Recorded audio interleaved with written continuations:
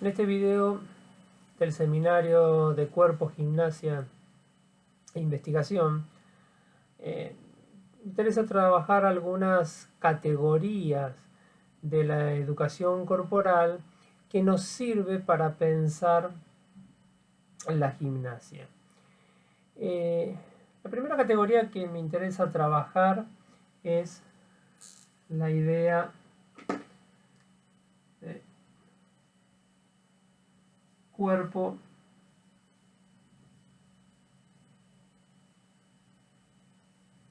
de la acción.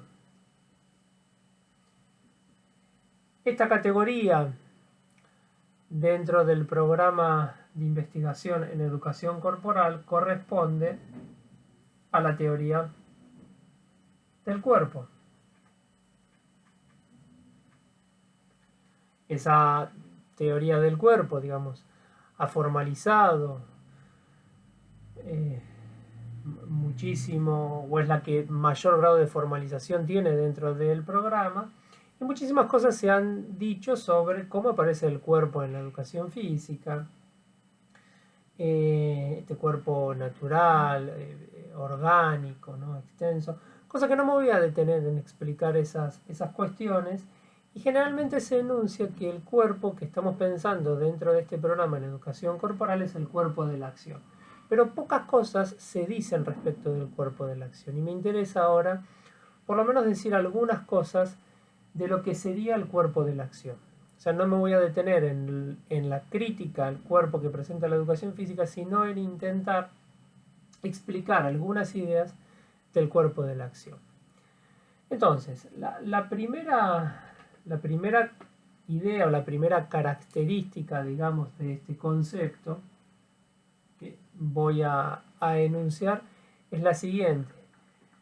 Voy a reiterar esta idea, es que es el cuerpo de la acción y no es el cuerpo en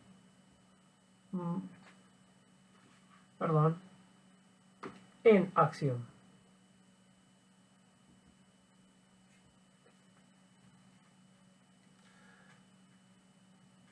Fíjense que yo iba a escribir movimiento. ¿Por qué? Porque tiene que ver con esto, con que el cuerpo, si yo digo el cuerpo en acción, el problema que estoy teniendo allí es que me lleva a confundirme con el cuerpo en movimiento.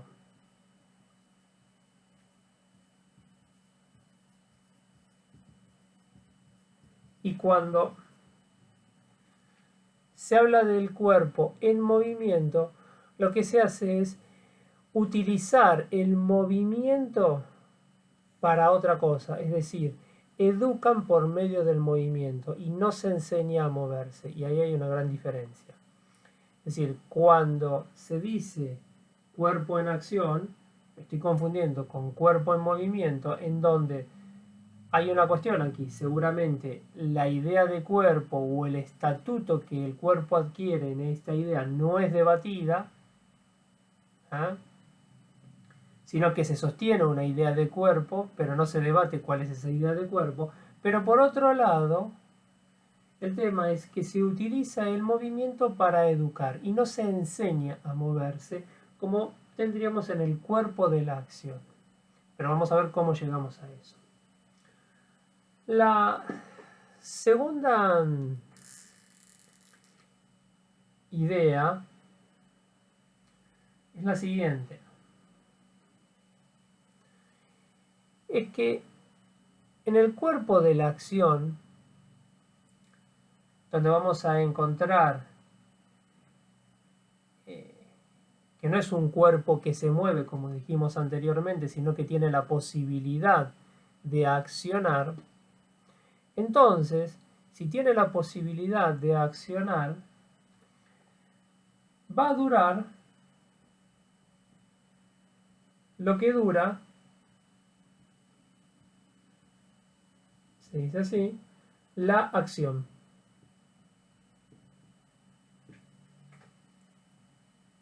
el cuerpo dura lo que dura la acción. ¿Por qué? Porque cuando realizamos una acción, inmediatamente se pasa a realizar otra acción.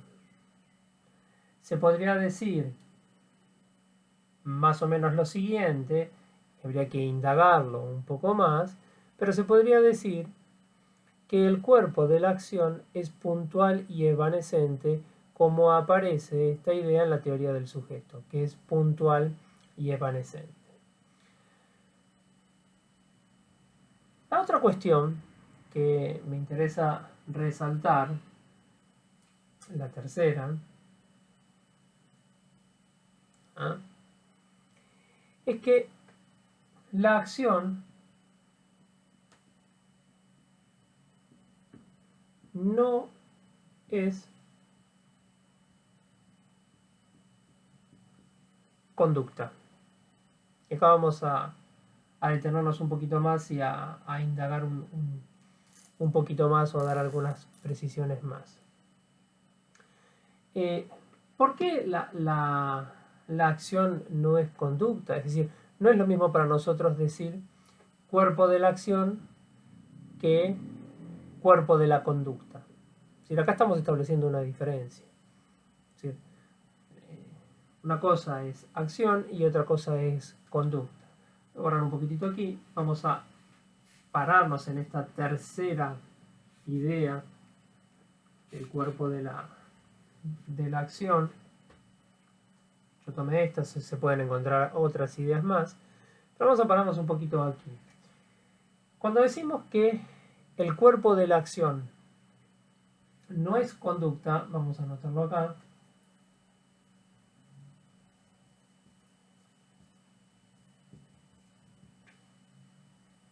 ¿Ah? O sea, yo acá tendría que establecer una diferencia entre el cuerpo de la acción con la conducta. ¿Por qué? Porque la conducta implica lo que ustedes van a encontrar, que la conducta es una respuesta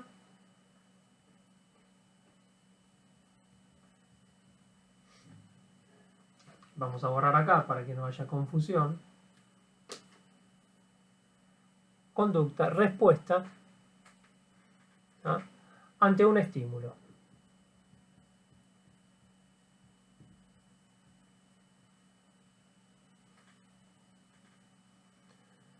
Entonces, si nosotros tenemos una respuesta ante un estímulo, lo que va a funcionar aquí es lo que se conoce como, ¿no?, el esquema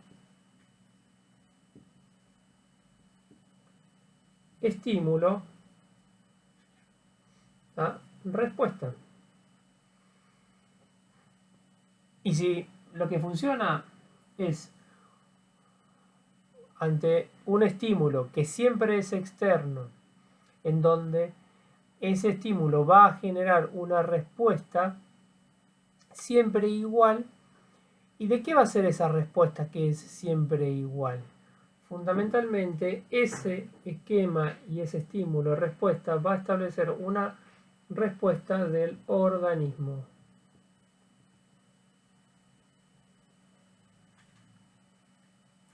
Bueno, esto ya se conoce bastante en la crítica que se hace a la idea de un cuerpo orgánico. Insisto, no voy a entrar en ese sentido, sino que estoy haciendo una diferencia o queremos diferenciar cómo el cuerpo de la acción no es lo mismo que conducta, o que acción no es lo mismo que conducta. ¿Ah? Entonces, porque la conducta es una respuesta, casi podríamos decir estereotipada, digamos, ante un estímulo, y donde funciona la idea o este esquema de estímulo y respuesta. Entonces, lo que nosotros vamos a decir allí es que en este conjunto o en este idea de concepto, lo que vamos a decir allí es que no hay relación entre la práctica y la acción. Y ahora vamos a explicar esta idea en virtud de por qué decimos que el cuerpo es de la acción. Es decir, no hay una relación entre práctica y acción. ¿Y qué sería que haya una relación entre práctica y acción? Bueno, vamos a borrar un poquito aquí. Nos vamos a encontrar con lo siguiente. Acción, en donde si el cuerpo implica la acción, vamos a poner acá acción, siempre es en relación a un saber.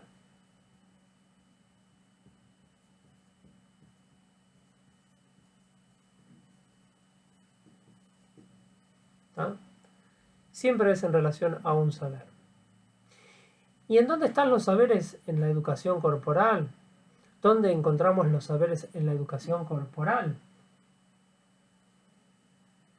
En las prácticas corporales.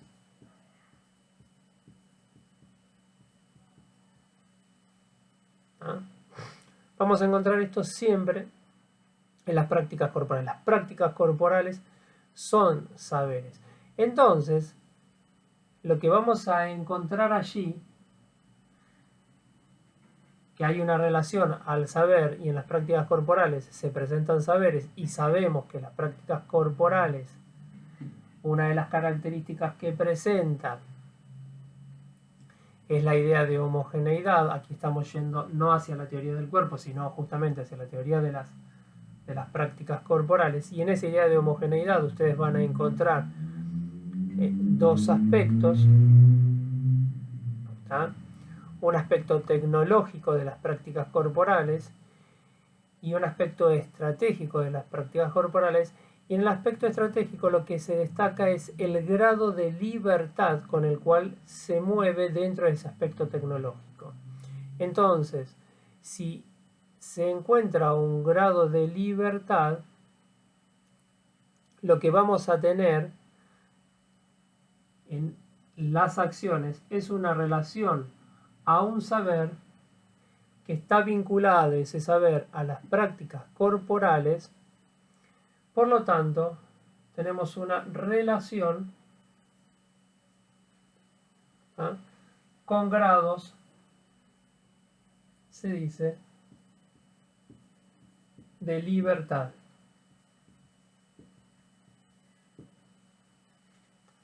Entonces, la relación entre una práctica y una acción, lo que va a permitir o lo que nos va a posibilitar son grados de libertad, cosa que la relación del cuerpo con la conducta, por funcionar en la lógica de un esquema de estímulo y respuesta, no tiene grados de libertad.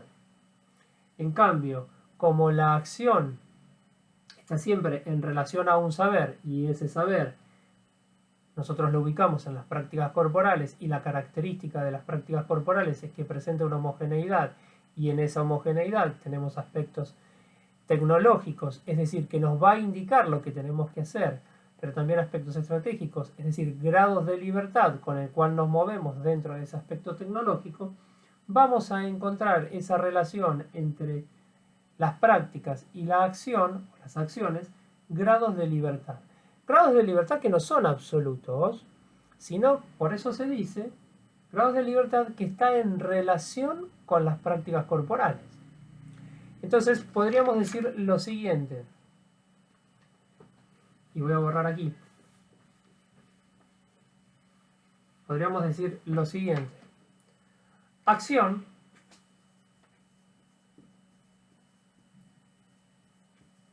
como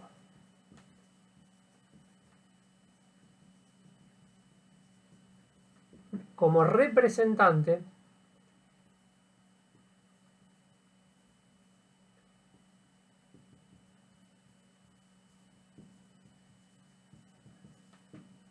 de la particularidad a los requerimientos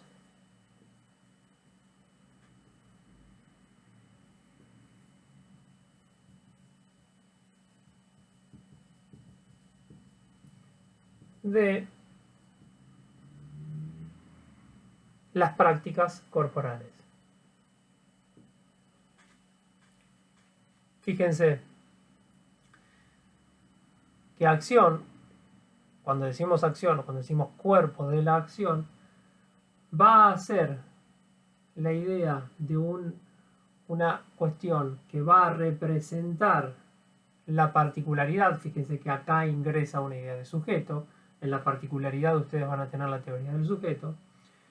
Pero siempre esa particularidad va a estar articulada en los requerimientos de las prácticas corporales. Por eso es que hay grados de libertad. No es que es una libertad absoluta de la nada. Por ejemplo, ¿querés jugar al fútbol? Bueno, fantástico. Pero yo la quiero llevar con la mano. No, no podés llevar la pelota con la mano. ¿Por qué? Porque hay un aspecto tecnológico, es decir, hay ciertas reglas que van a indicar que la pelota se lleva con el pie. Si vos querés jugar con la mano, es en un determinado lugar, en una determinada posición, y solo uno la puede hacer. Ahora, si quieren jugar y quieren seguir diciendo quiero llevar la pelota con la mano, bueno, tenemos otras prácticas corporales deportivas para ello. Puede ser el handball, puede ser el básquet, puede ser el rugby, puede ser el vóley. ¿Se comprende? Porque ahí hay otro aspecto tecnológico en donde se puede trasladar la pelota con la mano, o en su mayoría se podría trasladar con la mano, podríamos decirlo de manera general. Entonces, fíjense que aparece una teoría del sujeto, pero no es que ese sujeto es libre porque sí, o esa grado, o esa libertad, como decía Sergio, respecto de la gimnasia psicomotriz, de la fenomenología, digamos, sino que hay ciertos requerimientos de la práctica en virtud de esa. Es decir, hay una articulación entre los requerimientos de la práctica y esa libertad que se puede pensar. Ahora, la pregunta sería, y acá viene la segunda idea la segunda categoría, digamos, de la educación corporal que yo les proponía en el inicio del video. ¿Cuáles serían los requerimientos que plantea la gimnasia? ¿Qué requerimientos plantea la gimnasia? Es decir, si yo me posiciono aquí, ¿no? Ya nos vamos a meter con la teoría del sujeto. Si me posiciono aquí, ¿qué requerimientos presenta la gimnasia?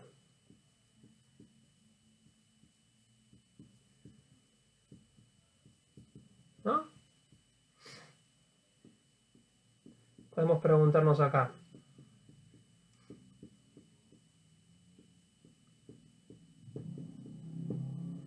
¿Cuáles serían? ¿No? Bueno, lo que vamos a encontrar allí, fundamentalmente, es que el principal requerimiento de la gimnasia implica siempre la destreza.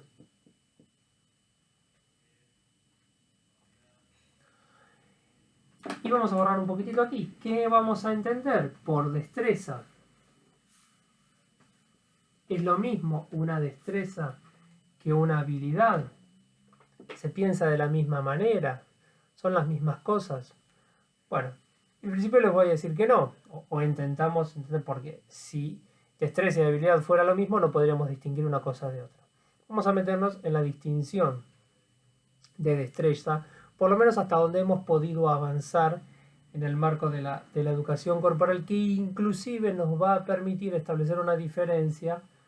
Esto lo mencionaban Sergio en el video, con Barbara Knapp, en donde habla de habilidades abiertas, habilidades cerradas, digamos, no estamos pensando por ese lado, porque ahí son las ciencias de la motricidad humana o el motor learning, digamos, lo que está presentando Barbara Knapp, y ahí hay toda una posición epistemológica completamente distinta a la de la educación corporal, sino que vamos a pensar que la destreza, vamos a decir así,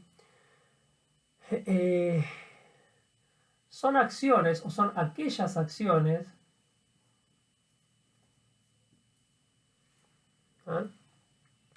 donde la situación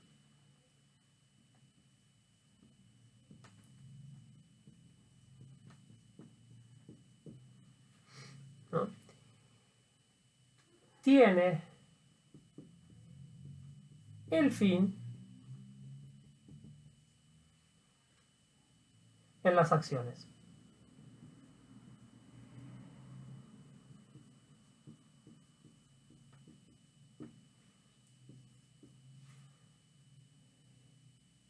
Es decir, podríamos agregar acá, vamos a borrarlo esto, es decir, en el cuerpo.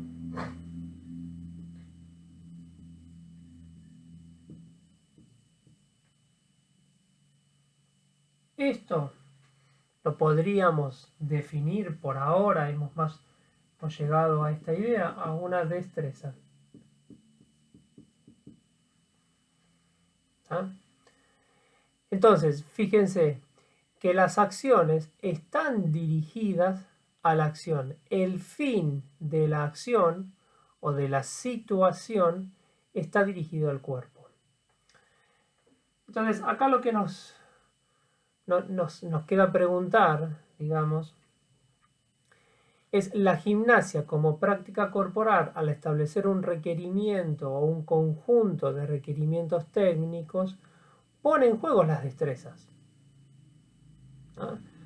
La gimnasia pone en juego las destrezas.